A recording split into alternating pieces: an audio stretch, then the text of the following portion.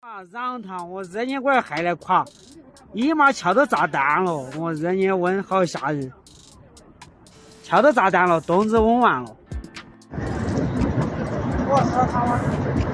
哦吼，桥没跌喽，桥没跌喽。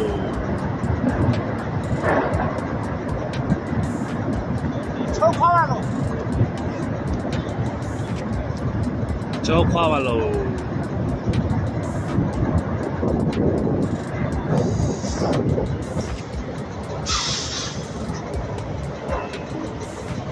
桥已经垮了。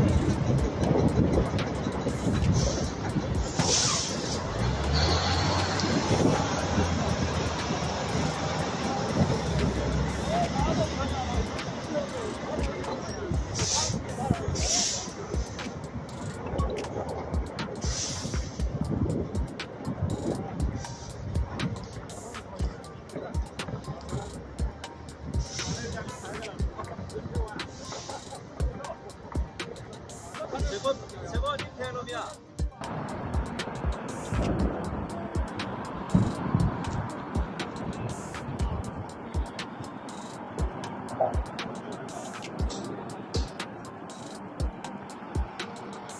我操！这水我带一个大包进来，好吓人啊！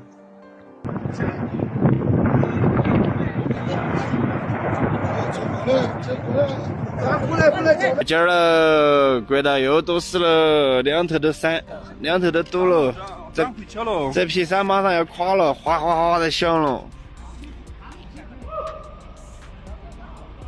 Okay, let's get into it. We're doing a deep dive today on the pretty dramatic partial failure of the Hongqi Bridge over in Sichuan, China. Right. This thing was a monumental piece of engineering, about 758 meters long, a really key link on a national highway connecting central China out to Tibet.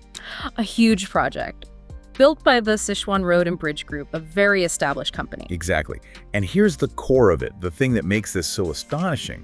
It was finished in early 2025, brand new. Barely had time to cut the ribbon. And then on November 11th, just a few months later, part of it collapses.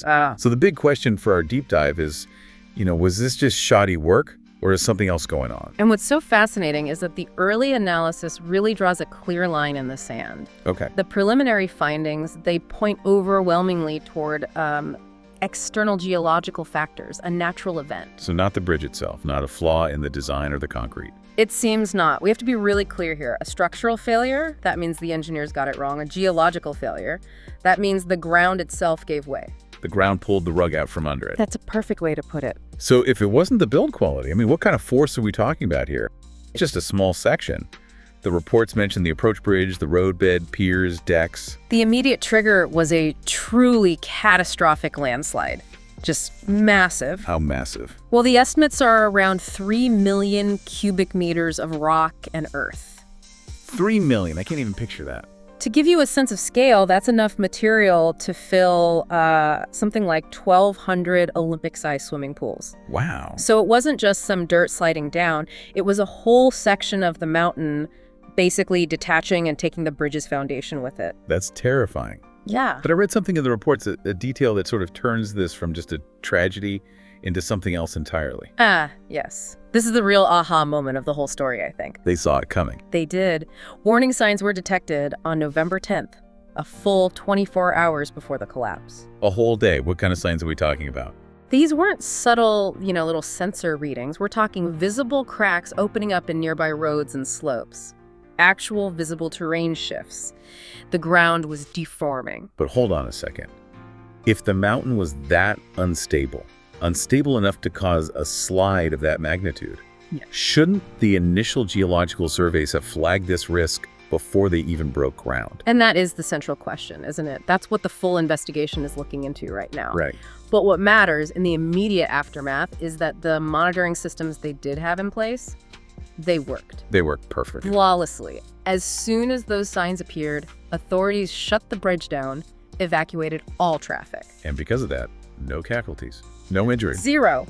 It's a catastrophic failure of the landscape, but it's an incredible success story for real-time risk assessment and, just taking decisive action. So if we look at the bigger picture, the root cause is just the fact that this is a steep, unstable part of the world. It is, fundamentally.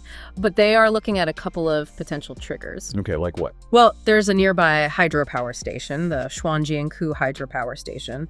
They're investigating if the water storage in its reservoir could have destabilized the slope. Saturated the ground, maybe? Exactly. Or it could have been recent heavy rainfall, which is a more common trigger. But for now, the official line is that this was a natural disaster.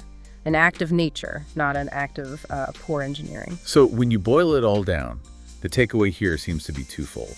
First, the incredible risk we take building these huge projects in geologically volatile places. For sure. And second, the incredible value of having monitoring systems that actually work and having people who listen to them. It proves the concept, absolutely. Which leaves you with a final thought to chew on, doesn't it? Go on. Given that we know it's possible, they proved it's possible, to detect these geological warning signs before disaster. What kind of advanced monitoring, maybe even AI-driven systems, should be mandatory for all major infrastructure projects in these high-risk areas globally?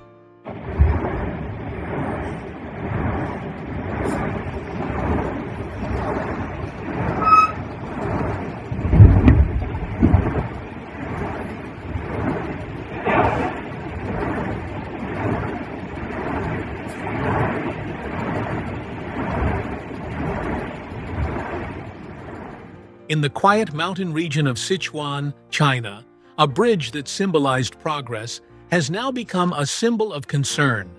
The Hongqi Bridge in Shuangjiangkou, Merkang City, a newly built structure meant to connect communities across rugged terrain, has partially collapsed.